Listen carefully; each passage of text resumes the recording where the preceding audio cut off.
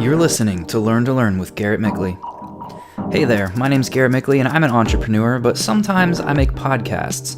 In the Learn podcast, you will learn more efficiently so you'll be more competitive and stay one step ahead in your field. In last week's episode, we discussed how you should be reading every day. It's not really negotiable. You need to be spending some time every day reading. I spend at least an hour a day reading.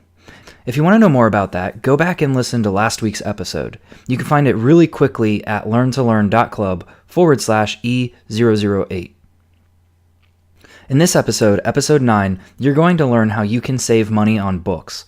There's going to be a lot of links to cool stuff today, so I recommend you head over to learntolearn.club/E009 next time you're at a computer and check out the show notes. As I said in episode 8, reading is really beneficial to visual and kinesthetic learners, and many auditory learners don't really get much from reading. I think that sucks, but if that's the case, then I guess you're out of luck. I'm just kidding. Go listen to an audiobook. Libraries are this magical place where you can borrow things like books, movies, internet, and even audiobooks. They exist all throughout the world, and they're free thanks to our tax-paying citizens. Many libraries will have audiobooks in CD or cassette tape formats. If you're like me and you have zero desire to use either CDs or tapes, I found a really cool app you can download for free if you're rocking an iDevice, meaning iPhone, iPad, or iPod Touch. It's called Overdrive, and you can download it at learntolearn.club/Overdrive app. Overdrive says you can borrow ebooks, audiobooks, and video from over 30,000 libraries around the world. A quick Google search tells me that Overdrive is also available on the Google Play Store for Android users.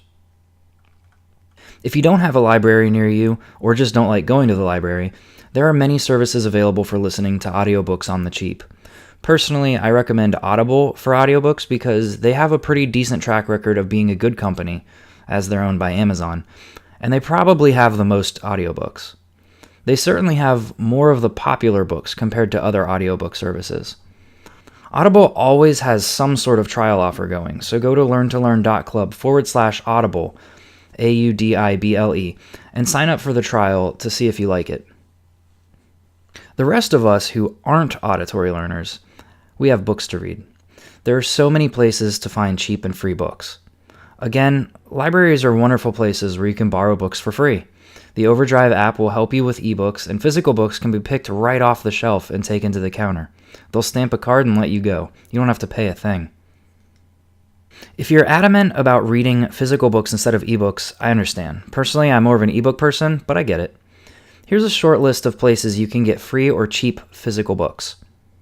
Major retailer sales tables. Major retailers such as Barnes & Noble frequently have sales tables covered in interesting books.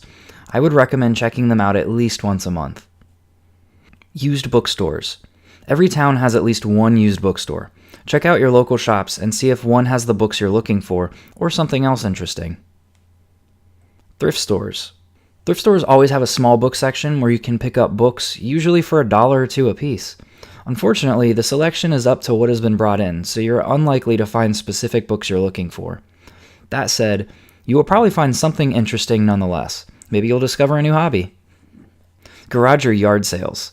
Just like thrift stores, when you go to a garage sale or a yard sale, you're most likely not going to find a specific book. Most garage and yard sales happen in the spring and summer on Saturday mornings, so check your local paper for listings or just drive around neighborhoods until you see a sign pointing you in the right direction. Book swapping. You can swap books with friends or family members anytime. You could also check out meetup.com and see if there are any book swapping groups in your area. Aside from physically handing a book to someone else, you can sign up for some of the free online book swapping communities. Note that you will most likely have to pay for shipping for these. A few popular sites are bookmooch.com, paperbackswap.com, and booksfreeswap.com. Note that I have not tried any of these and do not endorse nor recommend a specific one. I have links to each respective website in this episode's show notes at learntolearn.club/E009. Book hopping. Book hopping is similar to book swapping, except it's more like running your own library. The way it works is that you sign up for their respective community and then list the books on your shelf. If someone requests a book, you send it over. You can request books, and someone with that book on their shelf will send you their copy. Again, you're most likely to have to pay shipping costs. A popular site for this is bookcrossing.com. Netflix for books. Books Free advertising itself as the Netflix for books. You pay a monthly fee, and they'll send books to your doorstep for you to read. When you're done, send it back and get another book. Get 60% off your first month if you sign up by going to learntolearn.club/booksfree. Amazon and eBay. Of course, I have to mention these because you can get new and used books for pretty cheap. Frequently, these books are sold by people who don't need the books anymore. I once bought a used programming textbook for less than $1 on Amazon. The shipping actually cost me more than the book itself. That's all I've got for physical books, but I haven't forgotten about ebook readers like me. I love ebooks. I have a lot of them, and I have been collecting for quite a while.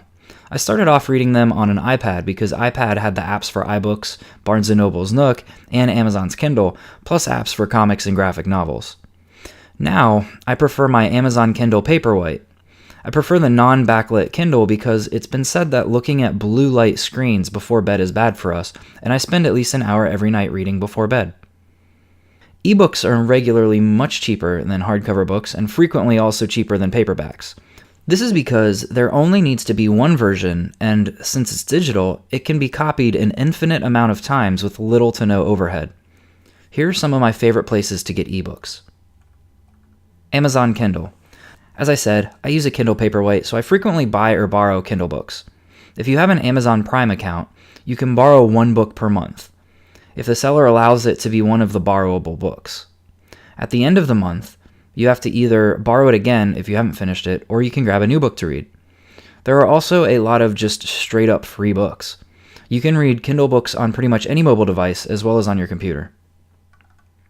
Kindle Unlimited. I didn't keep my Kindle Unlimited for more than a couple of months because they didn't have a lot of the stuff I was reading back then, but I might pick it up again soon as the list is growing.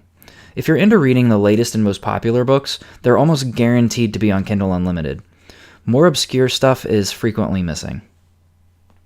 Apple's iBooks. iBooks is basically Apple's version of Kindle books. You buy them individually, or some are free. I believe you need an iDevice to use it. Barnes & Noble's Nook. The Nook is Barnes & Noble's e-reader, and it has its own ebook store by the same name. You can borrow books for free by going to a B&N location, but it's limited to only certain books. There are some other books for free in the store, and of course, just like Kindle and iBooks, you can buy ebooks.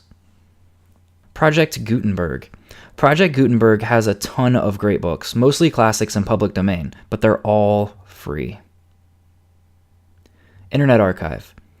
The Internet Archive also has a lot of free books, including the same stuff as Project Gutenberg, but they have a lot of other books too. Smashwords.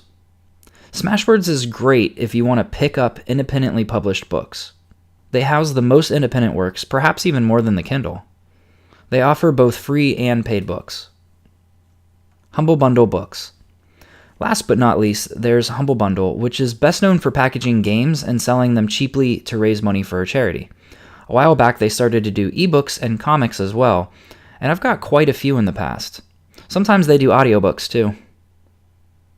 I'd like to close out this episode pointing out that some studies say that reading paper books has advantages over reading from a digital source such as a tablet, phone, or computer screen. It seems to me the jury is still out, but that's a discussion for a future episode. I want to thank you for listening to Learn with Garrett Mickley. That's me. I'm Garrett Mickley. You can find me on Twitter at Garrett Mickley, and of course on my website. If you enjoyed this show, I'd really appreciate you subscribing and giving it a review at learntolearn.club/iTunes. I'd also like to point out that if you have any questions, shoot me an email at garrett@learntolearn.club, and I'll answer them in a future podcast. And don't forget to check out the show notes at learntolearn.club so you can grab any links or resources mentioned in this episode. Thanks again, and I'll see you next week.